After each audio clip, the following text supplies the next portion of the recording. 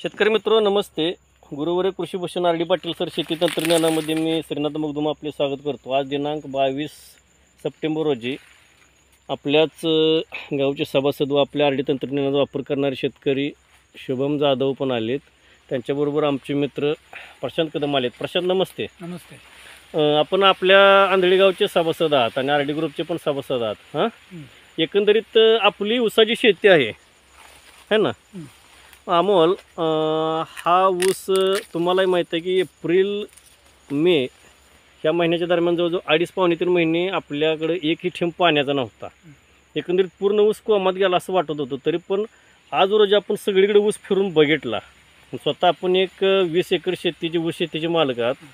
की पूर्ण सगळीकडे फिरून बघितल्यानंतर गेली 3 महिने पाणी नसतानाही आज रोजी एकंदरीत वाढ कशी वाटते आपणाला? वाढ एक नंबर वाटते. मला असं वाटत नाही की ह्या ऊसाला 3 महिने पाणी कमी पडले.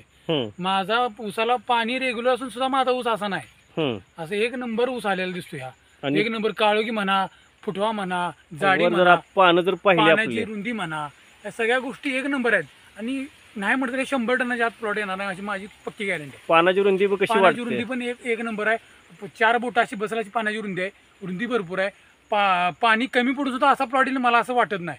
आणि एकंदरीत बरोबर 4-4.5 महिने आपण खताचंही नियोजन काही घेतलेलं नाही. म्हणजे जवळजवळ 7 महिने झाला आता गेली. ती 3 महिने हे 4 महिने खताचंही नियोजन केलं नाही. का तर मी स्वतः ह्या ऊस प्लॉटवरली आशा सोडली होती की पाणी नसल्यामुळे प्लॉट आपला कोमात गेला असं वाटत होतं मलाही स्वतः. पण एकंदरीत आता तुम्ही पाहिल्यानंतर तुम्हाला ही कंडिशन 100 टनाची वर आराममध्ये वाटते. काय अडचण नाही. अजून 3-4 महिने आहेत त्याला. 3-4 महिन्यानंतर अजून हिची ग्रीप वाढणार आहे. अजून हिची वाढ चालू आहे. शेंडा एकदम व्यवस्थितच आहे. व्यवस्थित जाणार आहे. काय अडचण नाही. 100 टन हमखास उपटण आहे. आणि एक शेतकरी मित्रांना प्रशांत मी सांगतो की माग आपण सुरुवातीला जास्त फुटवा न करता जर मर्यादित फुटवा ठेवला आणि जर कोंबाटी वाढवले तर कोंबाटी आज हे जर पाहिले ह्या काय कंडिशन आहे कोंबाट्यांची. एकदम कोंबाटी आम्हाला कितीपर्यंत जातोय सर्वसाधारणपणे?